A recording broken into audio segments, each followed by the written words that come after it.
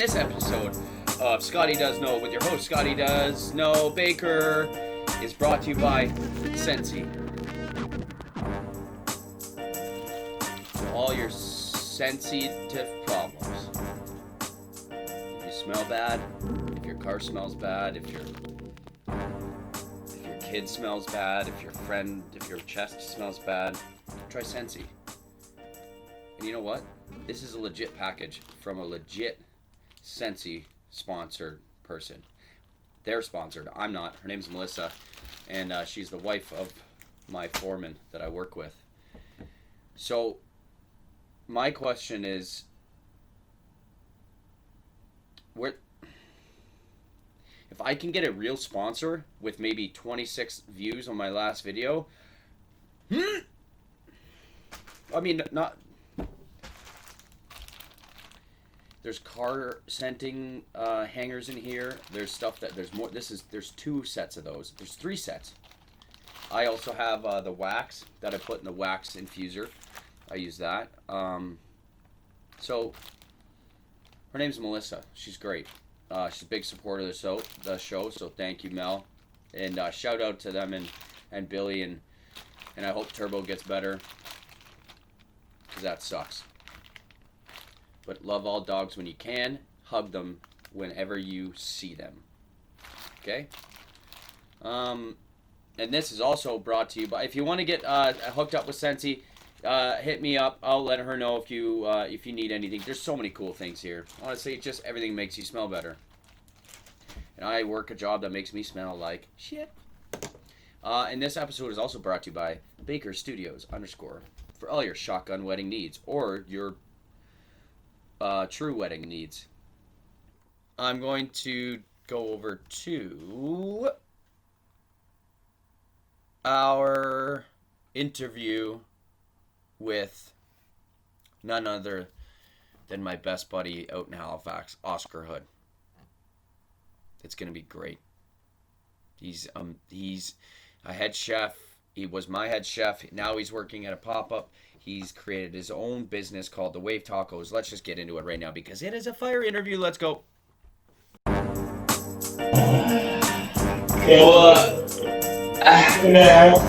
Party. And I got my... I don't know if you've tried... You know these social lights?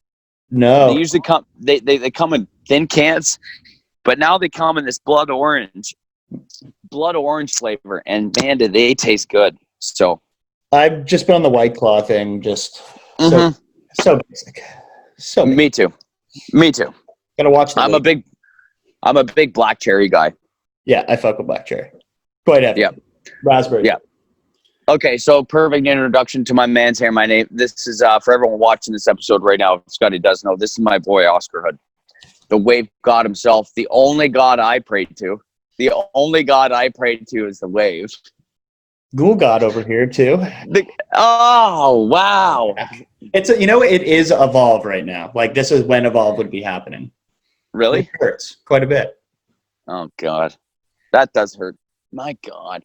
But did you go to that Dome Festival that everyone threw? I saw. No, we didn't. You were just working. Too much shit going on, like with service, right? Stuff like that. Yeah. I think that was like more of like just like a 20-person thing. Like people went up and like it seemed like more than that. It did, but it just the way they like laid out their pictures. It just like they were good. They were good at it. They were good at it. Not exactly kosher to like post like me and my 50 buddies like having a festival. Me and my festies. Me and my festies. God damn. No, we were just man. Too busy, man. Like it's... Hey, busy's good, though. Yeah, I mean, like, that's it. It's like having a little bit... It's a little bit like chaos, I guess, but like not... It's like self-created chaos, not just like what 2020 Right, because you probably had... So for everyone that doesn't know, because most of the people that watch this are people from around this area who... Yeah. And I mean, if they're my friends, they know that I was your... assistant. Well, they might not know you, but I was your... Oscar brought me on for my first ever kitchen gig in my entire life. to Fans be. need a job, and I'll always give someone like first time. Oh man.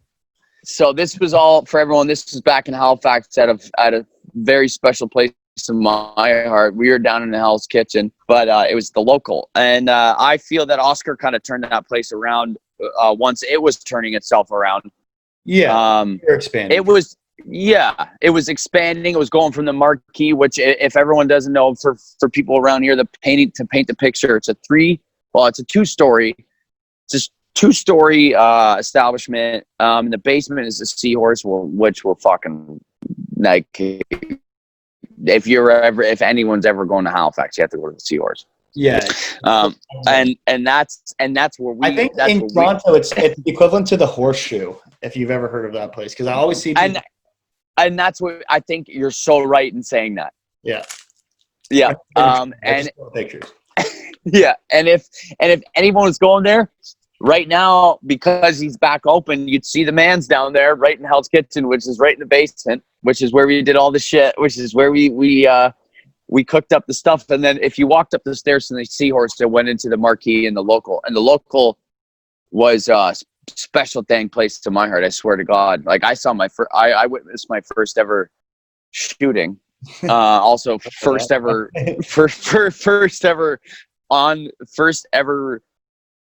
first responder to a shooting, and the guy was shot in the head. And I don't know why I'm smiling right now, because like, to be honest, it was the first night that you let me close on a Monday. Do you remember that? I do.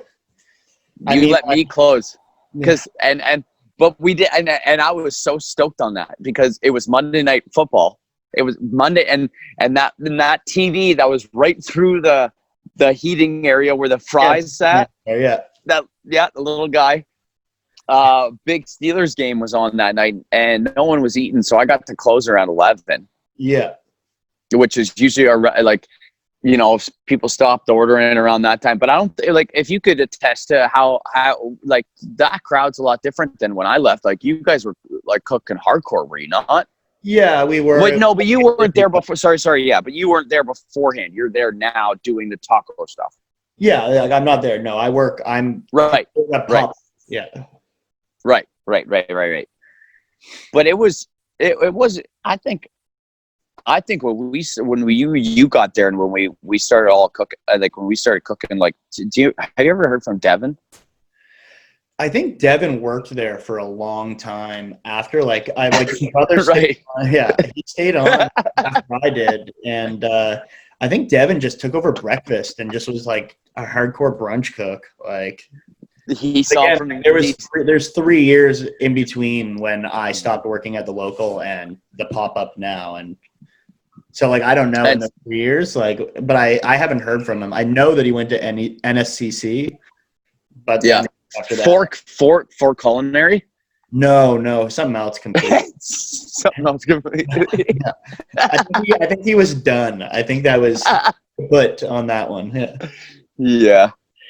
But yeah, so that's just a little bit of a background of Oscar. Well, Oscar and I have been friends forever, but yeah, this guy gave me a job when I needed one, to be honest. That was my outing year. I needed something that I quit acting. I didn't act. I just wanted something to get my mind off shit.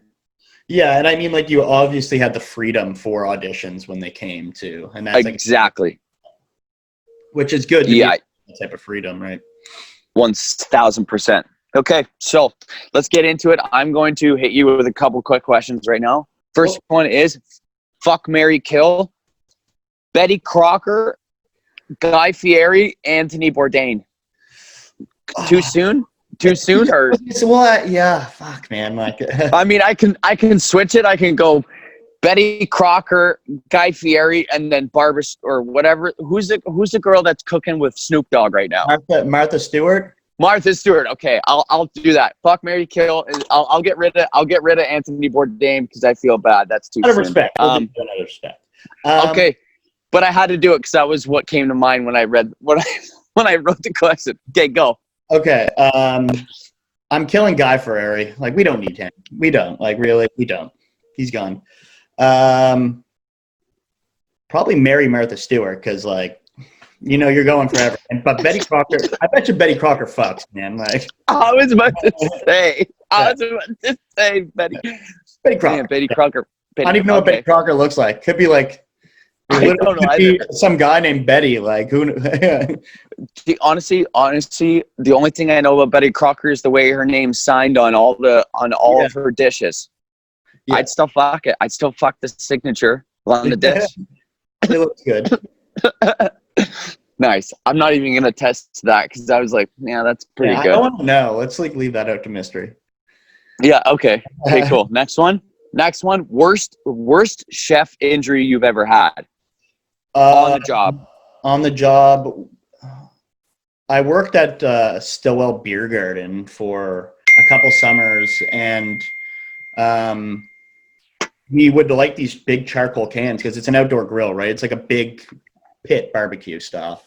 So we have these big stainless steel cans that you pour charcoal, put paper in first and pour charcoal so you don't put cold charcoal on the grill, right? You always want it hot. So you heat up these cans and they start making all the charcoal red. Okay. And the cans would get to about like 1,000 Fahrenheit. Like literally, it's like that hot. And when they're heavy as shit too. So you have to pick it up and then dump it on the grill. And like you're using most of the time gloves or like rags, if most of the time rags, but yeah. Right. Yeah. Most of the time it's like, okay, where's the closest thing you get this? Yeah, exactly. So these things were heavy. Like you're like 40 pounds sometimes. And when I dumped it, it hit my arm and like singed where I have a tattoo, basically the whole thing there. And at first, like, yeah, it hurt. Like it was like a branding. It was that quick. Like it like stuck everything. But because of the way it was, like the blister, like anytime I slept, it would move. And once it popped, that's when it got really fucking bad. Like the skin kept on coming off and stuff. And it like it was, I don't know. Like a big blister, big blister. Yeah. And like water, like was it water? Oh yeah. Which is a good thing, to be honest. That or at least it's not pus. I worked at like some restaurant downtown. I'm not going to say the name because I'm not going to be a dick. Yeah. But they had me cooking like 20 lobsters at a time in these huge pots.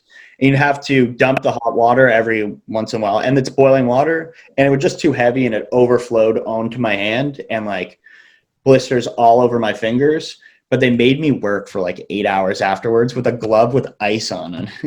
And like by the end of it, you're serious? Yeah, I mean, like it's like they can't lose the person. And like at this point, it was like a new job for me. So like I'm like doing my my practical at culinary school. Yeah. Okay, well then let's call this place the Argyle because the Argyle is gone. So it wasn't. It wasn't the Argyle, actually. I know. But I'm trying to implicate a place that isn't there. Okay, yeah, perfect. Yeah, the Argyle. Yeah, the Argyle. That place kicked that place. Club Soda. Club Soda. Yeah. Yo, everyone that doesn't, they're all shitty places that don't exist. Yeah. Screw those places. Like they're literally the worst places. Yeah. Oh shit! Dropped you. Still there? Yeah, I'm still there. I have a computer. I have my shit together. Yeah, I know. I'm trying to plug into a fucking new iPhone that's with the thingies. Okay, next question. Yeah. Grilled cheese, ham cheese, or poutine? Ham cheese, but ham cheese grilled. Oh shit! Pickle on it. You got a Cubano then. It's like that's the best sandwich ever created. Like hands down. I was gonna say my next question is Cubano or po' boy. Po' boy, but that's yeah. It's just because like a Cubano is like a Cubano is something you can have every day, but like you're not gonna and make yourself a po' boy each day. You know what I mean? Like it's not a Cajun po' boy, not the ones that you made. No, they're good though. Both. It's hard to pick those. So, have you seen you've obviously seen the Netflix movie Chef? Yeah, of course. It's fantastic, isn't it? Great movie. Jon Favreau's great movie. He is great. I love how shitty he is to his kid. Yeah. It makes sense, right? Well, I mean, it's kind of the experience that you get, like with the amount of hours you work. Like, Yeah, I get that. Yeah. Okay, what was that? I had one more. Let me check here for a second. Yeah. I had one more good one. I see like a nice like scenic lake right now. It's like the screensaver. It's dope. That's what like. Oh, what, nice. Yeah. If you. Oh, perfect. Yeah. Perfect. Okay, perfect. So, who could you think of that would be your worst celebrity sous chef Ooh. in the entire celebrity world? Not even actors, just like famous people. Who would be your worst person to have as your sous chef? The worst person to have as my sous chef. I was thinking Gilbert Gottfried. Like, I was. You know what? So was I.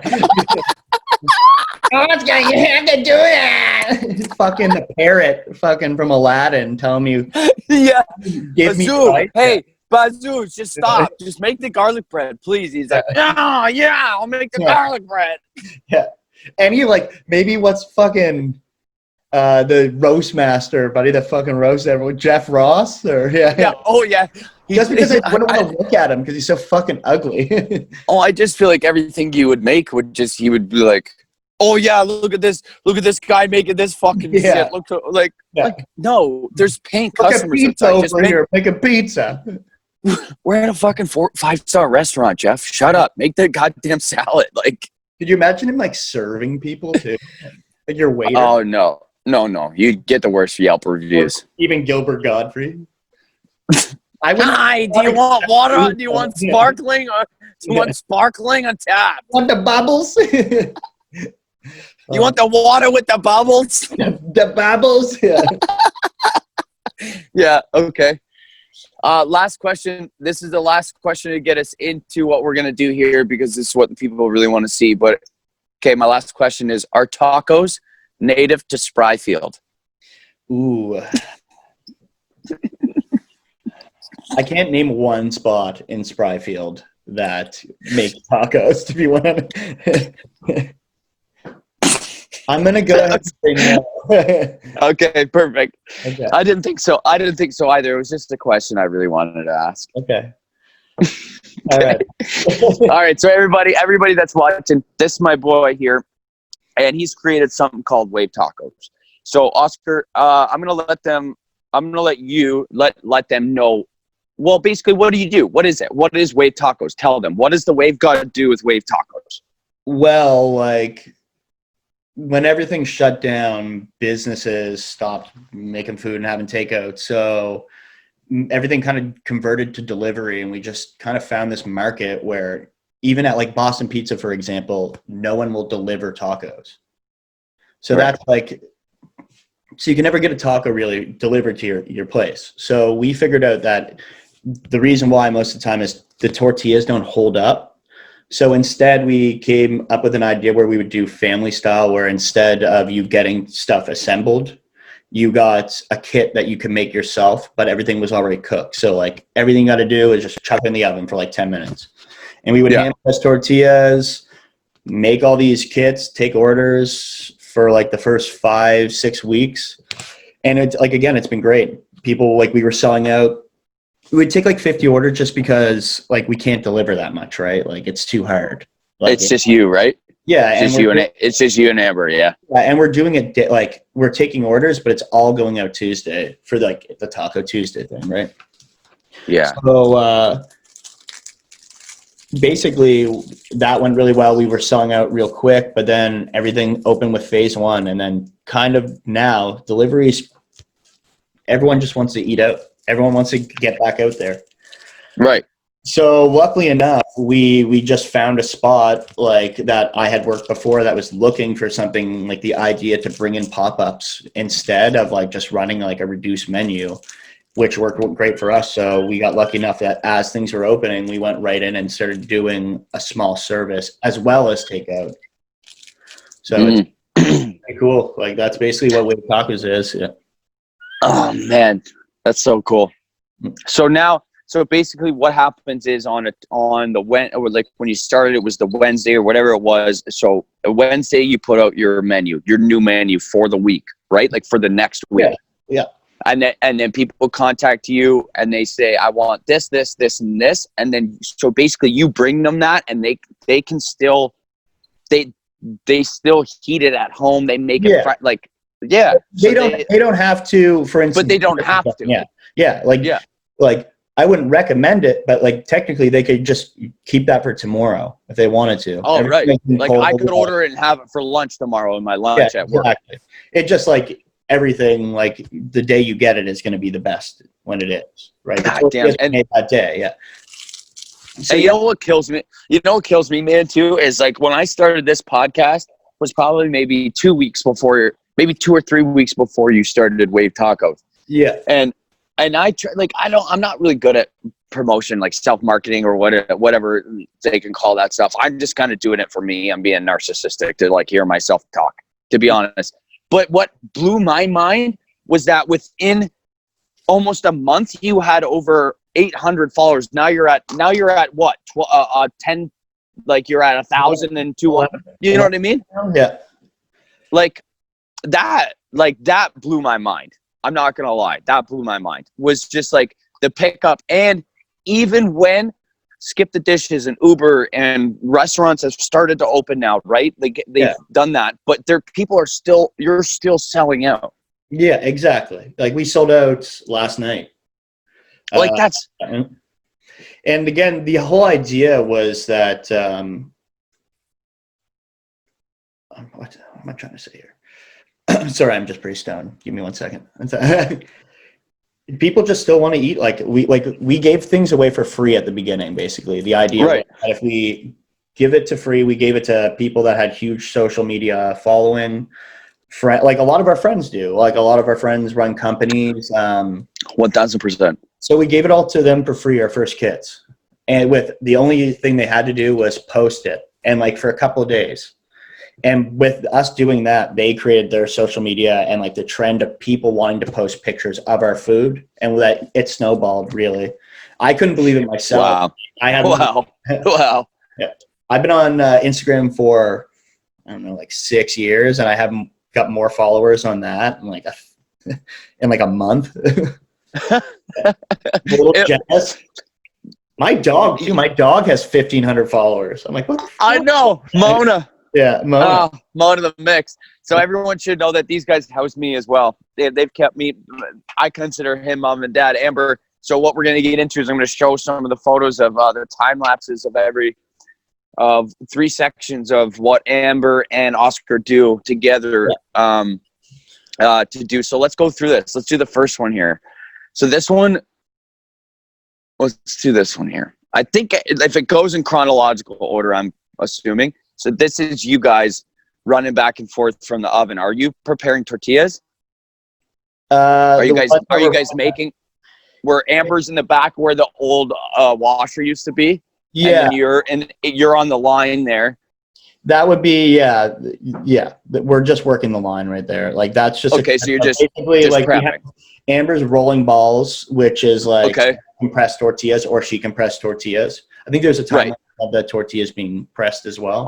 Yeah, I'm gonna show those. I'll show that after. Yeah, but this is so. It's just running. That's like a normal like how service has been. Like I'm set up with a steam table essentially that I keep putting slow cooked meat in, and we keep tacos. Yeah, so that's our average wait time is like 5 minutes. So no way.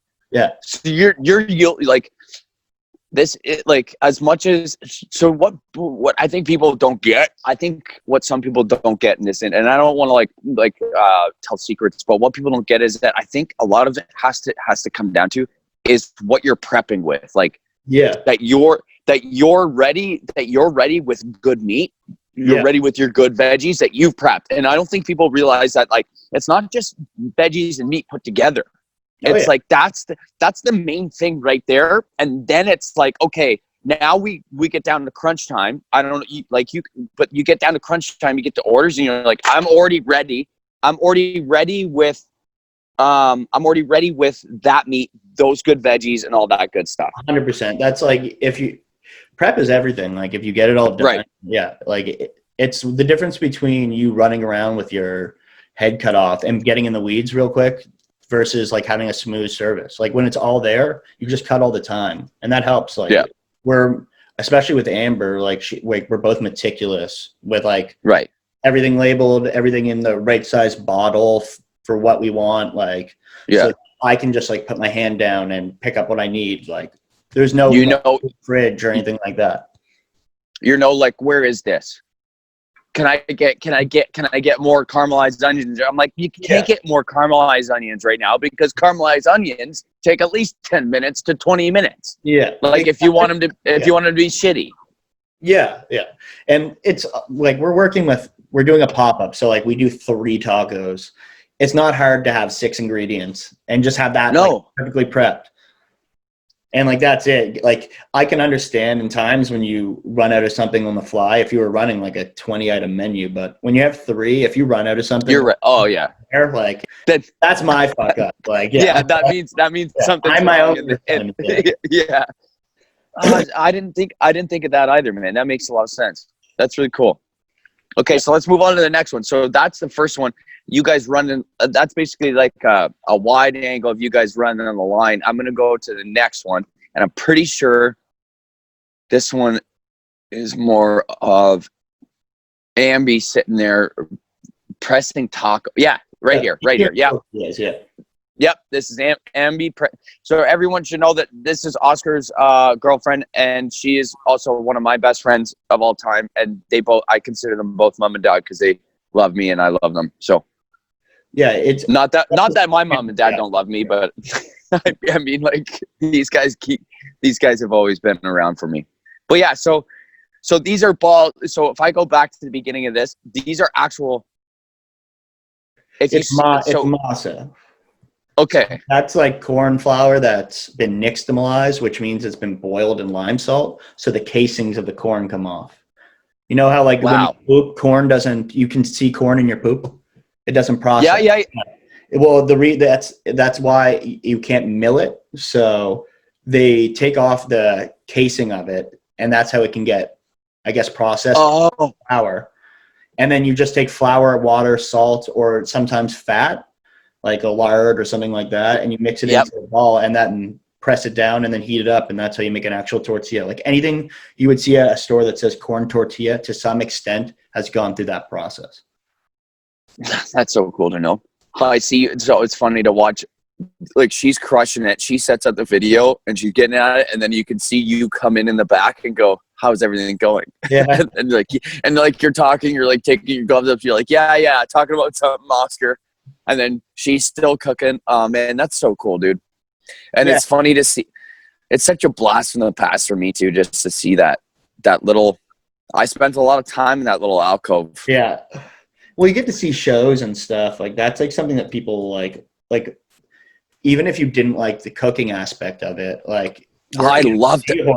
Like working at the Seahorse is like you get the free show everything. Like and like when I mean going to free shows there's been big artists there. Like we've seen big people. Like so you should remember that night you were working there, and that band that I told you, it was a rock band that was coming in. It was a 3-piece, and I cooked them free pizza.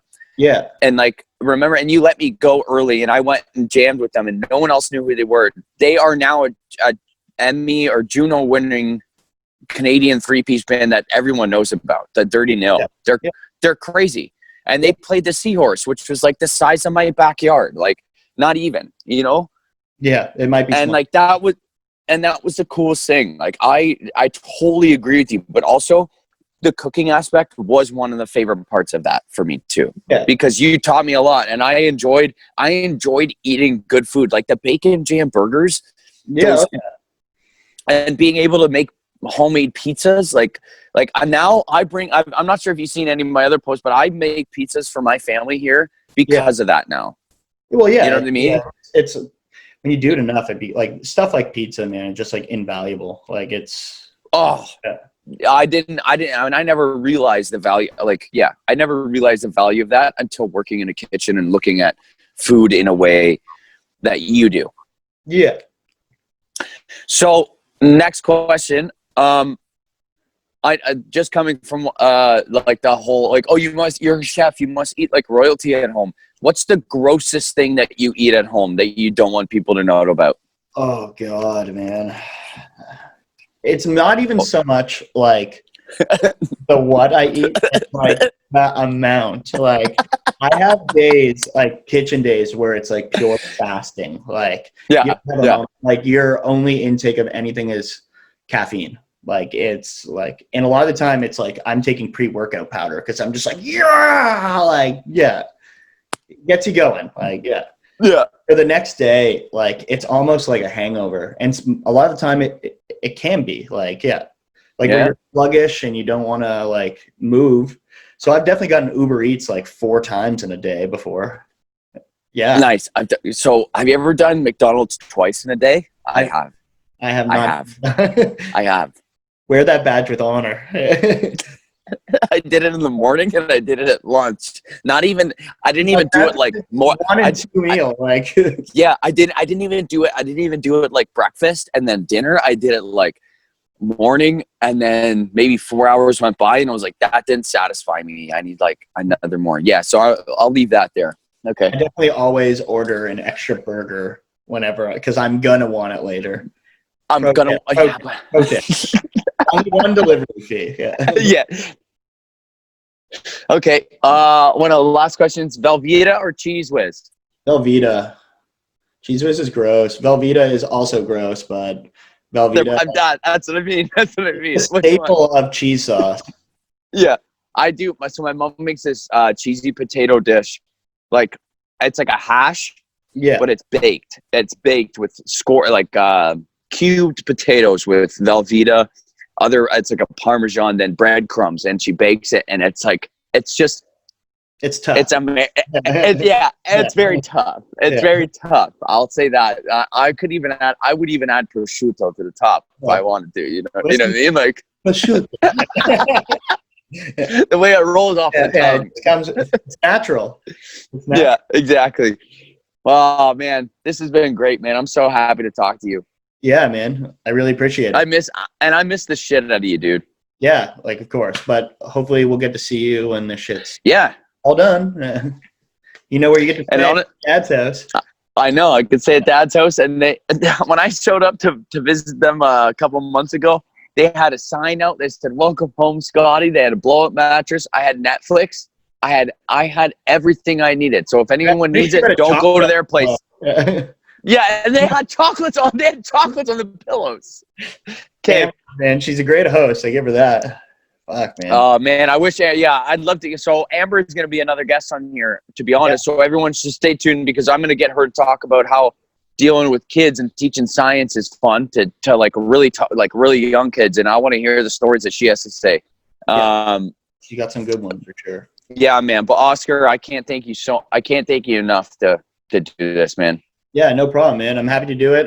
Wave Tacos on Instagram. Check us out. Exactly. Go follow us. It's if you're in the Halifax area, if you're where Scott is, like, sorry. Yeah, if you're where I am, move. Boo-hoo. Boo-hoo, and move to the East Coast. Move out east, you losers. Yeah.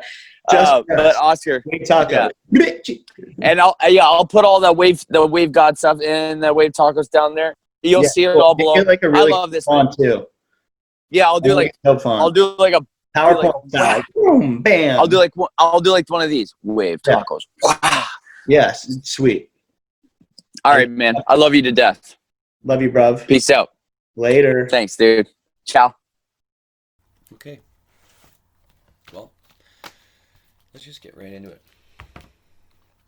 That was great. Thank you, Oscar. Today, can I get the lights, please?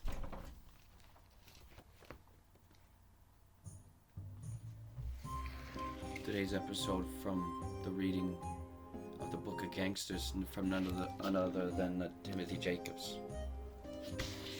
Today's two culprits are Bonnie and Clyde. I'm not sure if you've heard of them. Bonnie Parker and Clyde Barrow were the most notorious gangster couple in the annals of crime.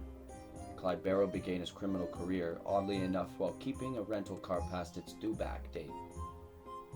He was forgiven the offense. He was forgiven for the offense on the basis of his youth and somewhat absent-minded sensitivity. Unfortunately, this was the beginning of a downward spiral into full criminality, as he began to seek sustenance throughout the law, means that he could not or would not obtain for himself. He was a sensitive but warped individual whose primary weakness was a monumental self-centeredness that dictated a life of crime as opposed to honest work. He felt that was beneath him. Clyde and his brother Buck engaged in a number of safe-cracking jobs in the late 1920s, most of which were perpetrated in the vicinity of Denton, Texas, just south of the Panhandle. Detained by the police on several occasions, Clyde, Buck, and two accomplices continued in their inexpert ways. On more than one occasion, they simply had to leave the booty behind, lacking the expertise to open the strongbox or safe that contained it. Finally, in October of 1929, the gang robbed a garage, literally stealing the safe in total, in the hopes that they could crack it open at their hiding place. The storm car, recklessly driven by Clyde, crashed into a curb, and the robbers were apprehended by pistol-wielding police. Clyde Barrow had fled the scene on foot, only to be apprehended later on. Warrants pending in the towns of Sherman and Waco. Good show. Clyde served 2 years in prison on these charges. He had, however, just met the woman who was to be partner in crime. Both of them were already married and undivorced, but estranged from their spouses. Bonnie Parker, like Clyde Barrow, had been the focus of her family's attention, pampered and exhibitionistic. She nevertheless attempted to persuade Clyde to go straight, writing him letters while he was in prison that underscored the error of his ways. But Clyde, unbendingly proud, he won her over, however, and swept along on a stream of passion. She was his ready accomplice when Clyde got out of jail. Her terrible temper seemed ready for a gun maul, and even though terrified of firearms while a child, she readily assumed the role of a gun-toting and gun-slinging female thug. Clyde got out of prison on February 2nd, 1932. His revulsion to manual labor was such that he had a fellow convict child. Let me say that again. Clyde got out of prison on... You know what? Fuck it. I'm done with that. Yo, thank you for watching today's episode. Yeah.